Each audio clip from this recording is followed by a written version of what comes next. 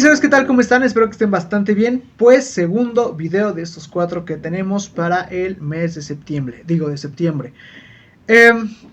No sabía bien cómo empezar este tema. Ya hablamos de seguridad estructural en la vivienda. Vamos a hablar sobre arquitectura o edificios resilientes.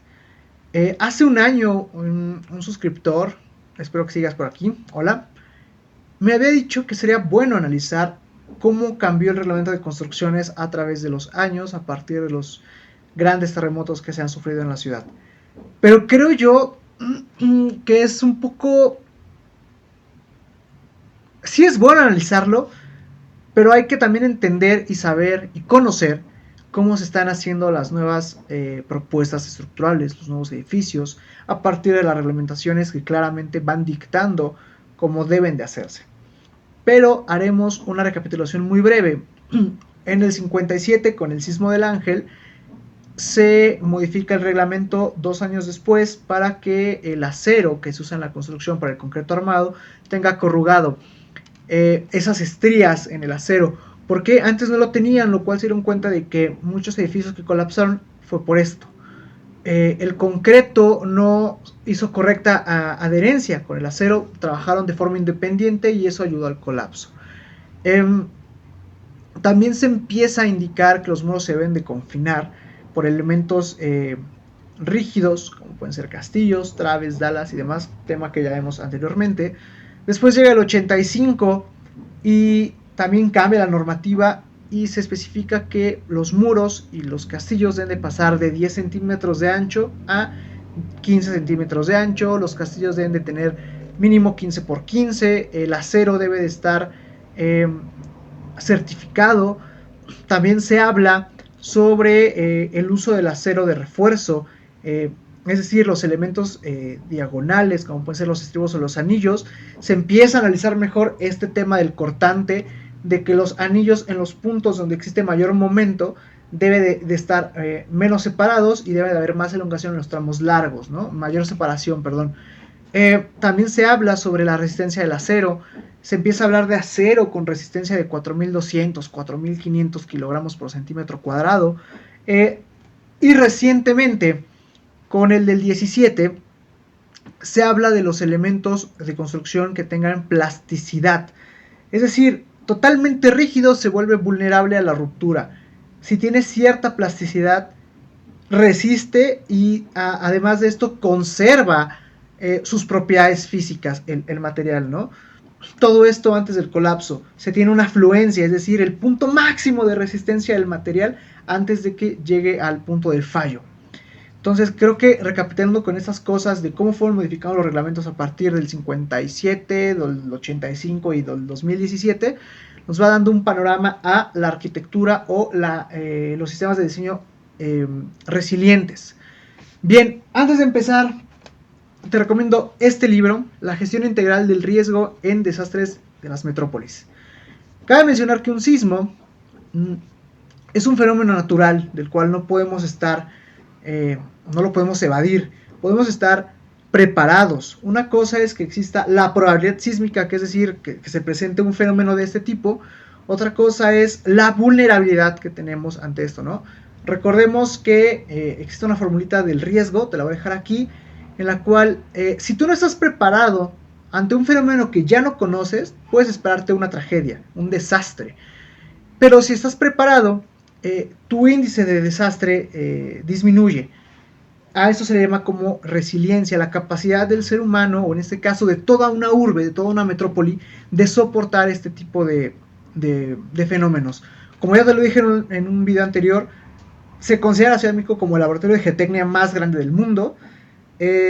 Países como Japón y como Chile son países que se tienen ahí, pues digamos que están en contacto, en constante comunicación, en constante contacto, para conocer nuevos métodos o nuevas investigaciones sobre sismos y tecnologías antisísmicas.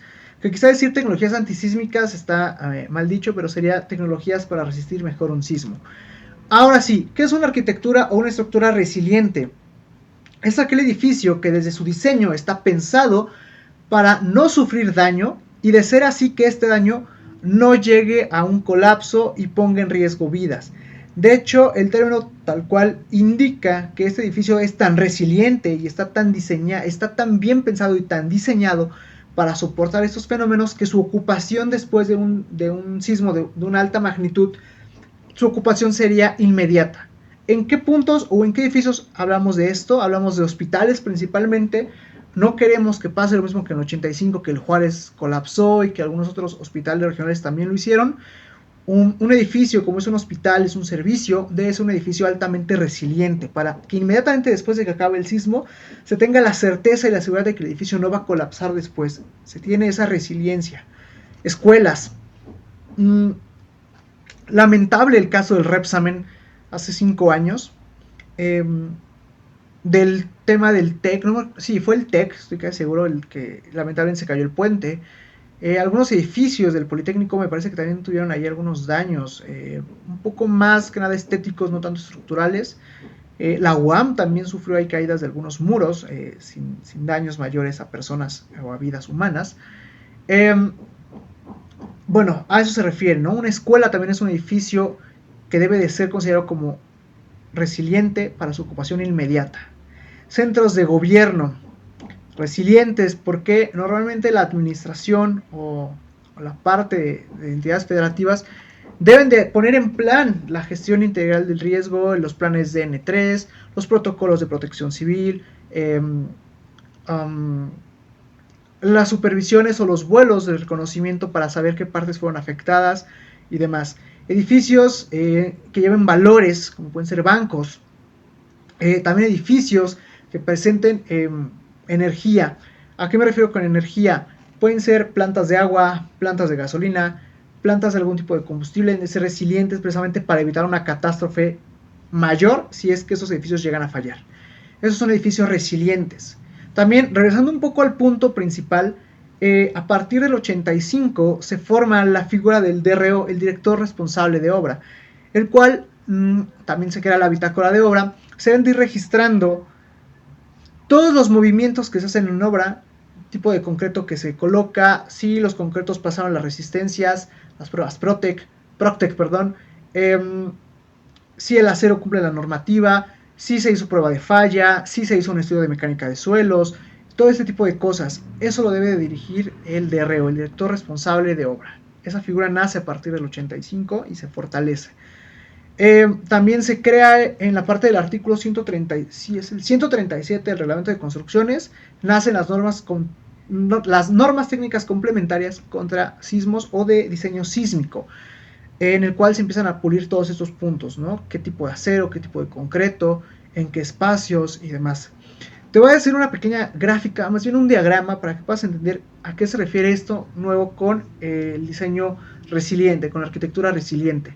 Bien, se tienen el edificio desde que se concibe, desde que puede presentar fallos, desde que se vuelve vulnerable o que está en riesgo y hasta que colapsa.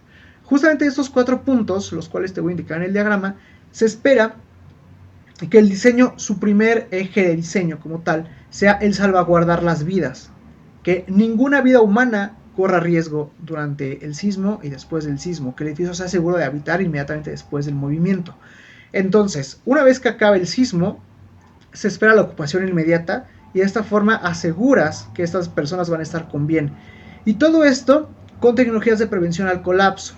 Y en la prevención o en el punto de la prevención del colapso, se llegan a hacer modificaciones o cambios o renovaciones estructurales. También vamos a hablar de ese concepto del fusible estructural después.